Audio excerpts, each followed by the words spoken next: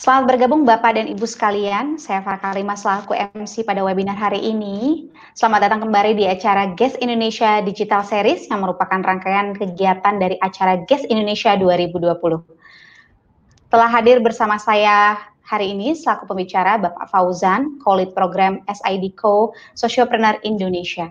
Bapak Fauzan adalah Co-Lead SIDCO Collaboration, Cooperation, and Consulting di Sociopreneur ID yang fokus membangun dan mengembangkan kolaborasi antara akademik, bisnis, government, dan society atau ABGS.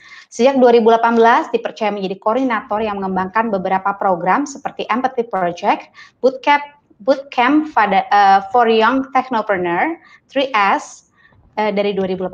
Program ini bertujuan untuk mengembangkan ekosistem yang bertanggung jawab dengan mengedepankan sosial inovasi dan pendidikan kewirausahaan. Topik kita kali ini adalah The Role of Experiential Learning to Improve HOTS.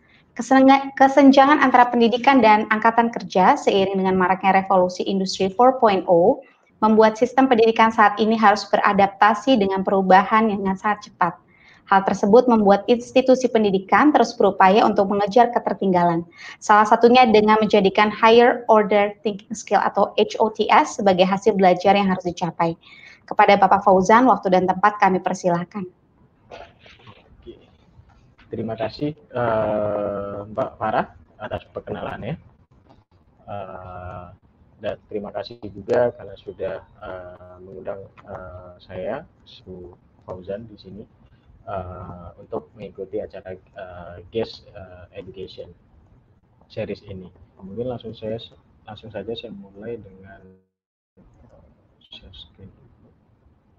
Oke, mudah-mudahan sudah terlihat slide-nya Bapak Ibu. Jadi di sini saya akan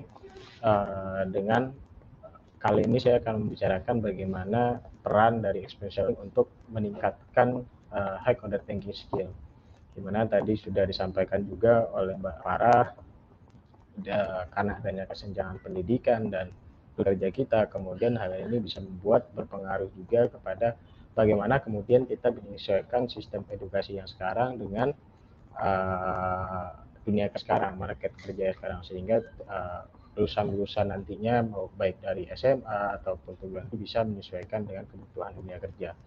Nah, tadi sudah dikenalkan juga saya oleh Mbak Farah.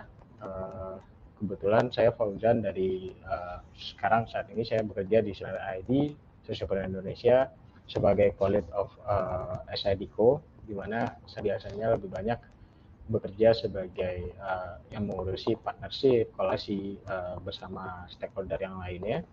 Jadi kalau Bapak Ibu di sini mau bekerja sama dengan Sociopreneur ID, bisa langsung menghubungi saya di email atau sosial yang ada di tertera di layar ini.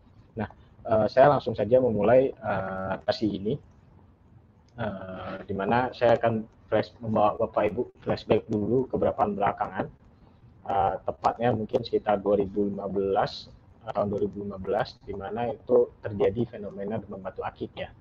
Jadi demam batuk akik ini kalau nggak salah itu dimulai fenomenanya kan ketika itu Presiden Susilo Bambang Yudhoyono, Presiden RI ke-6 itu memberikan cenderamata kepada Presiden Barack Obama waktu itu dalam bentuk batu akik atau akik. Kemudian dari sana tiba-tiba batu akik menjadi viral dan banyak kemudian yang berjualan, kemudian mulai tarik dengan batu akik yang membuat harganya semakin lama semakin naik. Nah, kemudian hal ini di berbagai daerah Indonesia kemudian banyak menjualnya dan segala macam.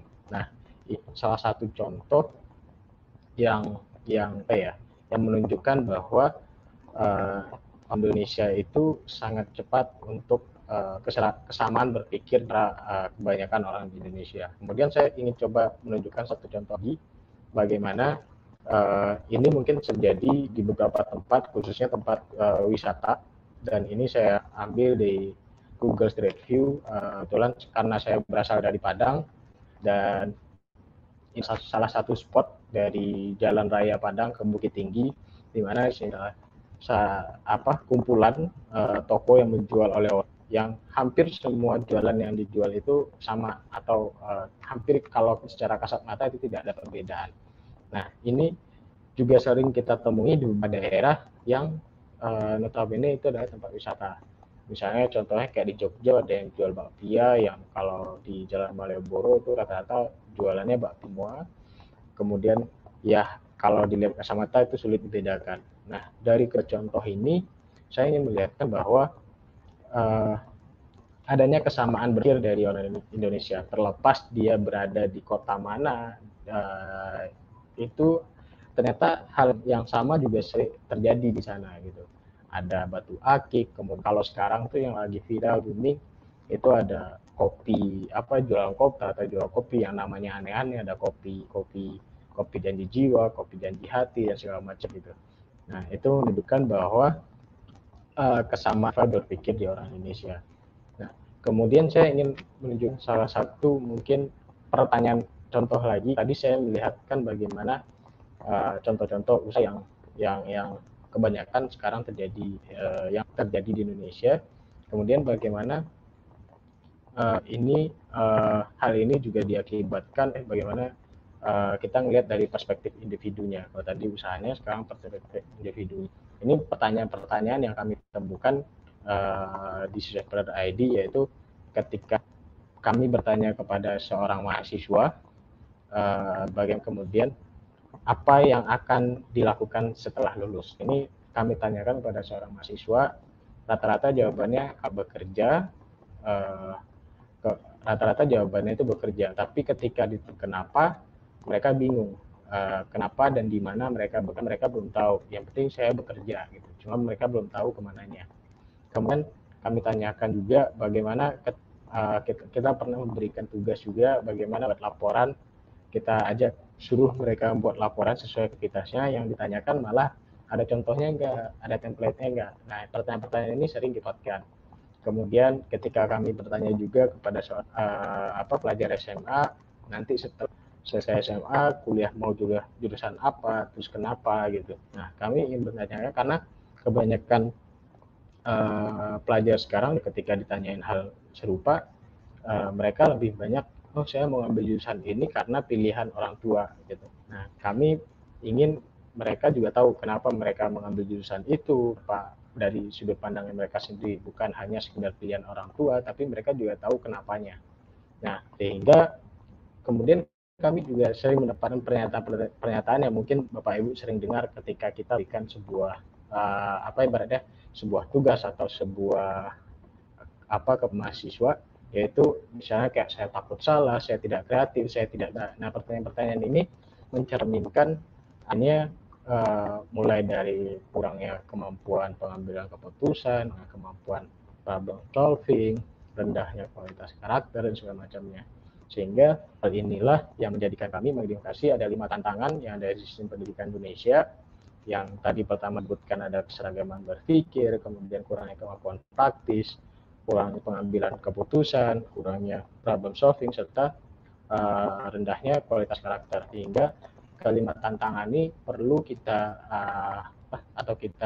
kita carikan solusinya bagaimana kemudian pendidikan itu tidak hanya sebatas di sekolah, tapi juga bisa menjadi pendidikan yang seumur hidup atau chance for life. Jadi mereka tidak hanya belajar di sekolah, ketika mereka lulus, mereka juga bisa menjadi mereka juga tetap begitu. Bagaimana itu bisa kita bikin sistemnya seperti itu. Nah, salah satu caranya yang salah satu cara yang kita gunakan untuk merubah sistem itu, education system itu adalah menggunakan experiential learning. Bagaimana experiential learning ini menurut definisi dari Kolb sendiri adalah bagaimana proses merubah pengetahuan yang kemudian ditransformasi menjadi experience. Karena pengetahuan itu sendiri adalah berasal dari kombinasi antara kemampuan kita memahami dan kemudian mentransformasinya ke dalam pengalaman. Nah, itu adalah bentuk pengertian experiential learning. Jadi experiential learning itu bagaimana kemudian kita bisa belajar dari pengalaman, tidak hanya di kelas, tidak hanya di ruang kelas saja, tapi kita bisa memahami apa yang ada di kelas, kemudian ketika dipraktekkan di lapangan itu sesuai. Saya sangat suka sekali dengan quote dari Aristoteles, itu adalah sebelum kita belajar untuk melakukannya, kita belajar dengan cara melakukannya. Jadi artinya di sini sebelum kita pandai melakukan sesuatu, kita belajar dengan cara kita mencobanya atau melakukannya. Ya, saya punya contoh ilustrasi yang menarik di sini, yaitu bagaimana cara belajar berjalan.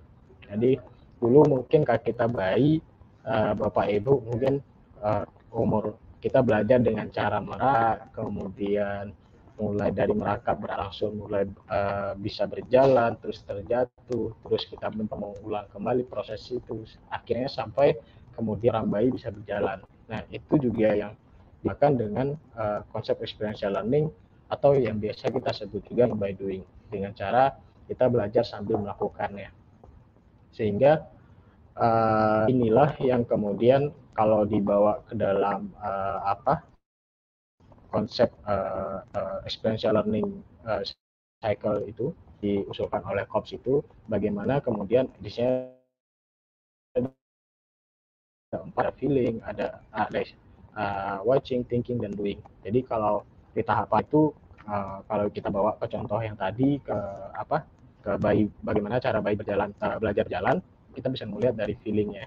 Jadi bagaimana kemudian mereka tahu, merasakan bagaimana cara berjalan, kemudian mereka melihat bagaimana mungkin cara orang dewasa segala macam, kemudian mereka berpikir, kemudian mereka melakukannya, kemudian proses itu terus berulang sampai mereka bisa menjadi expert di dalam satu hal gitu.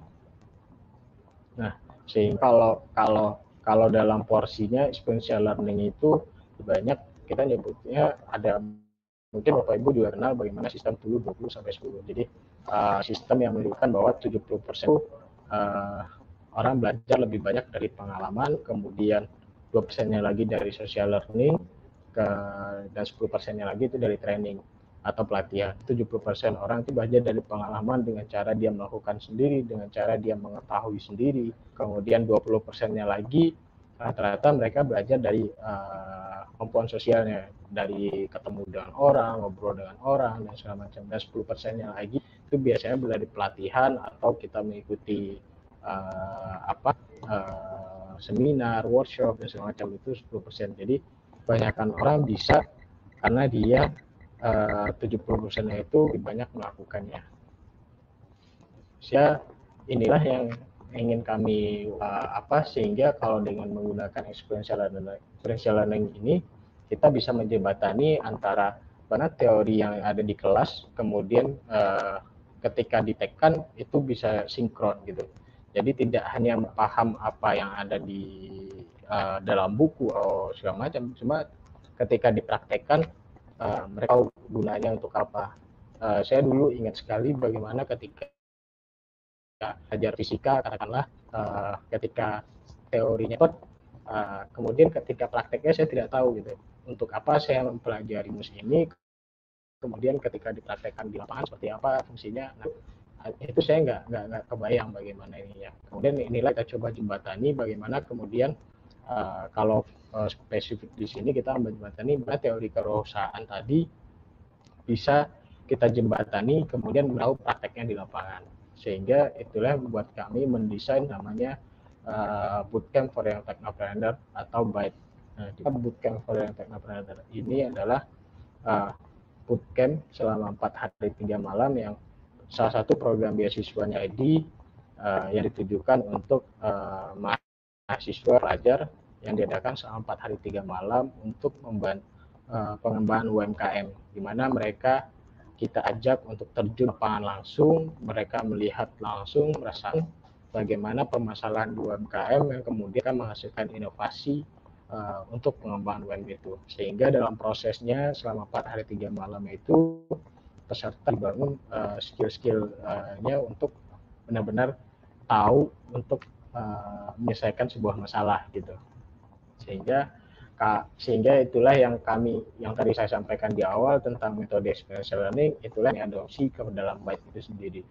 Hanya saja kalau di COP yang tadi itu hanya 4 cycle-nya, kemudian di sini kami tambahkan menjadi 2, sehingga kalau cycle-nya menjadi 6.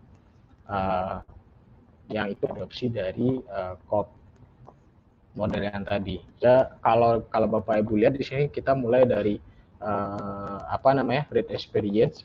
Mereka karena dia 4 hari 3 malam, mereka feeling, kita bangun asumsinya. Kemudian ketika mereka tahu kan masalah itu, mereka merasakan ada masalah, kemudian mereka merasa tahu akan ada masalah di UMKM itu, kemudian ketika mereka sudah kebangun asumsinya, kemudian mereka diajak untuk melihat datanya, bagaimana data lewat artikel, lewat internet. Nah, itu masuk ke tahapan set.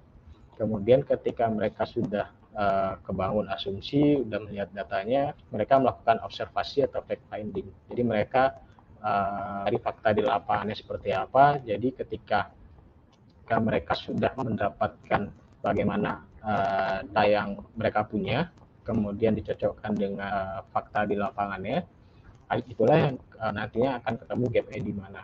Itulah yang nantinya akan masuk ke tahapan formulating konsep dan fact finding. Ketika gap masalahnya sudah ada, barulah mereka tahu cara mengatasinya seperti apa. Itu sudah masuk ke tahap desain, dan terakhir mereka ketika tahu masalah, tahu yang akan diselesaikan, baru masuk ke tahapan prototyping atau testing. Itu menciptakan solusi inovatif. Itulah yang kemudian dari ke-6 tahapan ini yang kami terapkan ke dalam camp selama 4 hari 3 malam itu sendiri gitu. Sehingga saya coba memutarkan video kepada Bapak Ibu agar bayangkan bagaimana camp ini dilaksanakan gitu.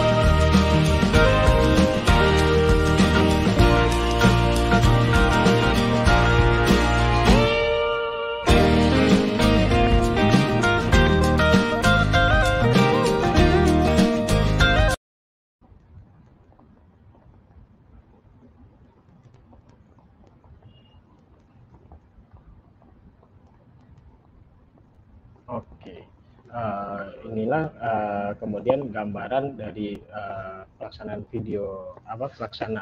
bootcamp tadi, di mana itu adalah salah satu contoh bootcamp yang diadakan di Batam pada tahun 2018, di mana kami mengajak peserta, kalau Bapak Ibu lihat tadi, benar-benar mereka tahu akan real permasalahan yang ada di UMKM. Mereka diajak terjun melihat proses produksinya, kemudian sehingga nantinya kita berharap ketika peserta kita melahirkan entrepreneur yang benar-benar tahu akan masalahnya yang ingin diselesaikan.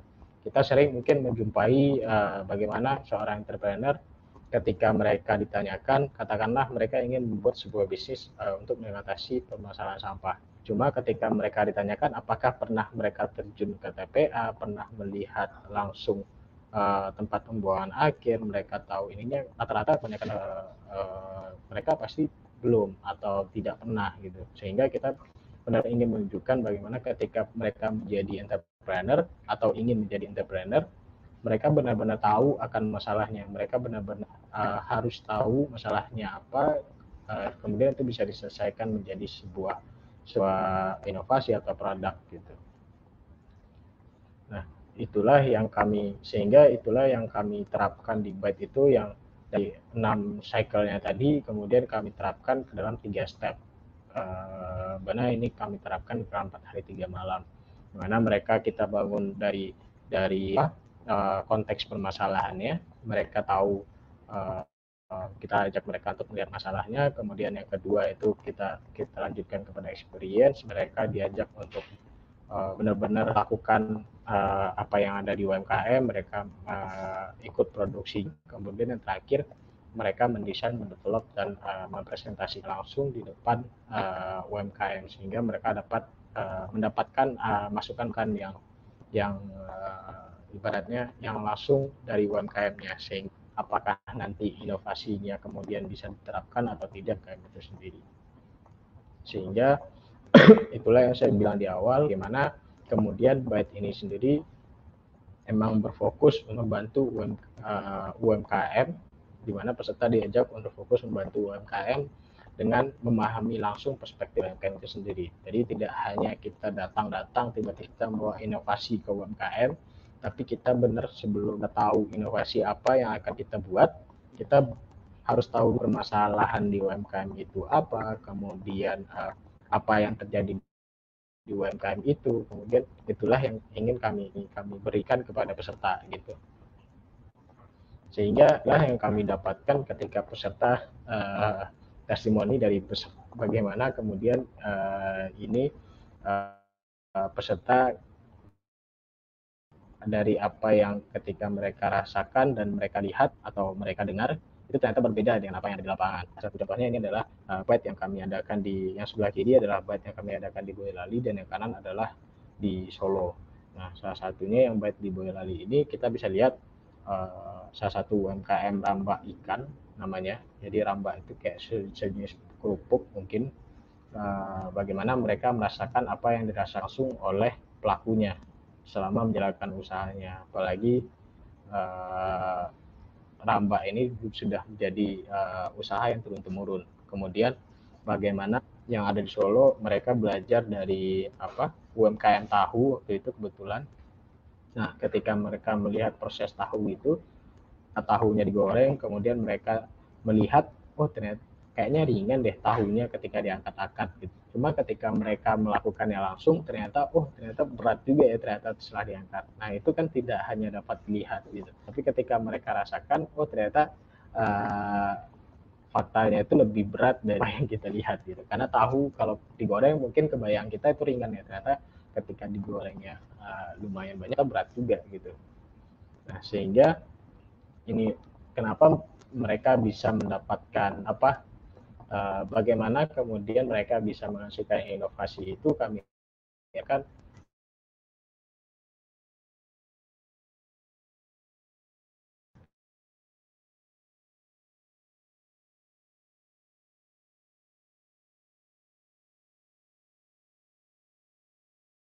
kami bangun konteksnya itu lewat di UMKM itu mereka dari observasi itu mereka bisa mengamati langsung, bisa melihat apa yang dilakukan oleh si pelaku UMKM, kemudian ketika sudah mengamati dan melihat prosesnya, kemudian mereka memvalidasinya lewat interview yang dilakukan kepada UMKM-nya, bagaimana mereka memvalidasi apa dari hasil amatannya mereka, kemudian mereka memvalidasinya lewat interview, ditambah dengan mereka sekaligus mengalami prosesnya. Jadi mereka ibaratnya di sini mereka tuh dikumpulkan dari mereka mengamati, kemudian mereka memvalidasi, dan yang terakhir mereka ibaratnya memvalidasinya lagi dengan melakukannya. Jadi mereka tidak hanya paham dari yang mereka lihat, tidak mendengar saja, tapi juga mereka merasakan. Itulah menjadi utama kami di sini di BITE. Jadi mereka benar-benar kita bentuk supaya selama 4 hari 3 malam itu mereka benar-benar merasakan langsung bagaimana apa yang dilakukan UMKM, sehingga mereka juga di sana dibangun hatinya, dibangun analytical thinkingnya, kemudian juga communication skillnya, sehingga inovasi yang dihasilkan nantinya benar-benar tepat guna dan benar-benar bisa dieksekusi ke depannya. Sehingga kalau diibaratkan, kalau ini diterapkan, saya kembali lagi kepada experiential learning cycle tadi, peserta itu ibaratnya kalau dibangunnya, kalau ibaratnya saya ambil salah satu contoh mana kemudian exponential learning cycle ini diterapkan di salah satu UMKM. Katakanlah mereka di UMKM tahu, mereka mungkin asumsinya mereka sudah tahu bagaimana sebuah tahu itu dibikin, kemudian mereka melihat data bagaimana proses pembuatan tahu, melihat artikel, menonton TV, atau mungkin baca sebuah website. Nah, itu masuk ke tahapan concrete dan konsep. Mereka merasa kemudian lanjut ke proses observasi dan finding. Mereka kemudian masuk lapangan, melihat dan mengerti, oh ternyata tahu itu seperti ini ya, pembuatannya kayak gini. Ketika mereka sudah tahu itu, sudah punya data, kemudian memvalidasi lewat fakta di lapangan, kemudian barulah mereka ketemu dengan terhadap masalah. Oh ternyata dalam mereka ke UMKM tahu, oh ternyata masalah di pembuatan tahu, ternyata tahunya kurang menarik nih gitu. Nah kemudian barulah mereka, oh ternyata mendesain bagaimana mereka bisa membuat tahu ini, kemasan tahu ini dijual lebih menarik dan lebih banyak menggait konsumen, sehingga itulah yang kemudian mereka prototype produknya seperti apa, packagingnya seperti apa. Nah itulah yang kemudian mereka desain, sehingga ketika mereka sudah prototype, ketika gagal ya mereka mengulang lagi kembali prosesnya, bagaimana kan di mana salahnya, kemudian gapnya seperti apa. Sehingga kalau kita bawa ke high order detail, peserta tidak hanya sampai ke tahapan apply, mereka juga bisa masuk ke analyze, evaluasi sampai create. Mereka menganalisa bagaimana ide permasalahan yang ada di lapangan, kemudian mereka mengevaluasi idenya mereka, membuat sketsa produknya atau inovasinya, kemudian mereka meng-create-nya menjadi sebuah produk atau inovasi yang benar-benar bisa diaplikasikan di UMKM itu sendiri. Nah, sehingga inilah yang bangun selama 2013. Byte ini sudah meningkat skill-skill yang kami lakukan melalui penerapan Byte ini. Jadi ada creativity, ada create opportunity. Kalau yang lingkaran besar itu adalah salah satu beberapa skill yang termasuk ke dalam 20% skill saat ini. Jadi mereka dibangun critical thinking-nya, komunikasinya, kolaborasi, dan seterusnya. Nah, sehingga jadi peserta selain skillnya juga dibangun, kami juga di Byte ini juga melakukan penelitian bagaimana kemudian peningkatan pemahaman peserta selama mengikuti Byte ini. Jadi rata-rata mereka kebanyakan itu pemahaman itu ada 4 yang di sini yang ditingkatkan, ada inovasinya, identifikasi masalah, pengumpulan data, serta empati. Jadi peserta terbangun pemahamannya terhadap cara membuat inovasi itu seperti apa, terus bagaimana kemudian melakukan identifikasi masalah, kemudian bagaimana mengumpulkan data yang baik, bagaimana mereka bisa berkomunikasi dengan pelaku UMKM, kemudian yang terakhir mereka terbapatinya dengan mereka juga, karena kebetulan di Byte ini mereka juga tinggal di rumah warga, kemudian mereka juga merasakan langsung proses produksi UMKM, sehingga inilah pemahaman-pemahaman yang dibangun selama Byte ini dari hasil penelitian kami yang kami lakukan pada Byte yang dilaksanakan di Tangerang Selatan.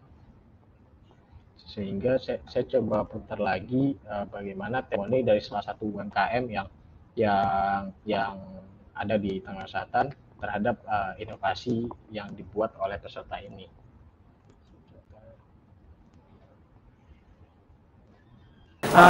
Saya tidak pernah terpikirkan selama ini, jujur saya justru bingung bagaimana cara mempunyai mesin yang kapasitasnya itu lebih baik dan lebih banyak lagi. Selama ini kami mencari, jujur kami mencari ini bagaimana mesin ini supaya lebih bagus, lebih baik, kapasitasnya lebih banyak. Ternyata dengan kedatangannya mahasiswa dari ini ya, dari mana? Dari Byte, ya, mahasiswa dari Byte itu justru membuat gebrakan kalau bagi saya, bukan sensasi lagi, gebrakan. Kenapa? memberikan solusi terhadap saya, yaitu cara bagaimana memproduksi kapasitas lebih banyak, yaitu mesin yang saya punya diinovasi oleh mereka. Dan akhirnya saya jadi terinspirasi lagi akhirnya, dan insya Allah akan kami langsung segera follow up karena memang itu yang kami butuhkan selama ini. Dan jujur saya mencari kemana-mana belum ada jawabannya, dan terjawab kemarin berarti saya terus sampai berhenti, saya sampai terharu dan bingung, saya sampai ngomong, saya coba sampai dalam semalam bisa ide seperti itu. Bayangkan kalau kuliah berberapa puluh SKS, 100 SKS kali ya pun, jadi saya udah cari ke mahasiswa yang berkaitan pun tidak ada jawaban, dan itu terjawab semalam mungkin ya mereka ininya. Tadilah saya sangat terkesan intinya itu. Keduanya saya melihat mahasiswa itu luar biasa, apresiasi bagi saya. Kenapa? Karena mereka betul-betul antusias juga memberikan ilmu terhadap saya dan belajar apa yang saya punya. Mereka belajarnya juga antusias, bahkan mereka punya ide-ide yang keren banget bagi saya. Itulah salah satu testimoni dari salah satu UMKM yang kebetulan waktu itu kita gunakan UMKM-nya tempat sebagai tempat pelatihan, tempat mereka belajar di sana. Peserta mereka merasakan langsung bagaimana proses produksi di UMKM ini, sehingga inovasi yang dihasilkan itu bisa berguna untuk si pelaku UMKM langsung. Nah, saya coba ini adalah tanggapan juga dari peserta testimoni bagaimana ketika mereka benar-benar merasakan langsung dan tidak hanya melihat dan mendengar, mereka merasakan langsung bagaimana yang ada di UMKM itu, sehingga mereka bisa menghasilkan buah inovasi yang tepat guna. Dan yang terakhir inilah yang kemudian kami lakukan di BITE ini, di mana BITE ini sudah kami laksanakan sebanyak 2 kali dari tahun 2013 sampai 2019. Itu ada beberapa lokasi mulai dari Solo, Batam, kemudian Tangerang Selatan, dan yang terakhir itu kami adakan di tahun 2019 itu adalah di Boyolali tepat. Dan sekarang sudah memiliki sekitar 209 alumni dengan 41 produk inovasi yang kita kan untuk 17 industri lokal di Indonesia, sehingga inilah dampak yang kami lakukan terhadap BITE. Jadi mereka tidak hanya, kalau kita bahkan kembali kepada tantangan yang di awal, 5 tantangan itu, kita bangun benar-benar bagaimana mereka bisa mengambil keputusan, bagaimana bisa mereka memecahkan masalah langsung yang dihadapi di lapangan. Kita menjembatani antara bagaimana teori yang ada di kelas kemudian bawa langsung ke lapangan, bagaimana kemudian mereka bisa menerapkannya benar-benar yang ditujukan memang benar langsung kepada pelaku UMKM-nya. Nah, terakhir saya ingin menutup presentasi ini dengan sebuah quote dari Benjamin Franklin. Dan aku akan lupa, perlihatkan kepadaku dan aku mungkin ingat, libatkan aku dan aku aktif. Nah, itu adalah salah satu quote yang sangat menarik dari Benjamin Franklin mengenai khususnya espresso. Itu saja dari saya kembalikan kepada Mbak Farah. Ya, terima kasih Bapak Fauzan untuk pembahasan yang sangat menarik. Bapak dan Ibu sekalian, akhirnya sampai juga kita di penghujung acara. Demikian acara webinar kami kali ini. Kami ucapkan terima kasih yang sebesar-besarnya kepada Bapak Fauzan. Untuk mendapatkan informasi yang lengkap, silakan menghubungi kami di marketing@tarsus.co.id, dan sampai jumpa di GES Indonesia Digital Series berikutnya. Tidak lupa saya ingatkan untuk terus mengikuti conference stream kami selama 2 hari, 4 dan 5 November 2020. Stay tuned and don't miss it.